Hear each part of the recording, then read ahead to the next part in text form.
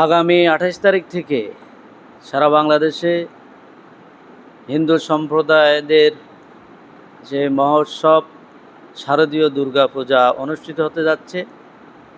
বাংলাদেশ জামাতে ইসলামী তজুমুদ্দিন উপজেলা শাখার পক্ষ থেকে আমরা শুভেচ্ছা জানাচ্ছি। প্রিয় তজুমুদ্দিনবাসী, আমরা যে কথাটা বলতে চাই যে বিগত দিনে তারা যেভাবে তাদের এই ধর্মীয় অনুষ্ঠান পালন করে আসছে, আমরা তাদের পাশে ছিলাম, তাদের সার্বিক সহযোগিতায় আমরা ছিলাম, যাতে তারা তাদের ধর্মকর্ম, তাদের পূজা অর্চনা ঠিকমতো পালন করতে পারে। আমরা তাদের সহযোগিতায় ছিলাম।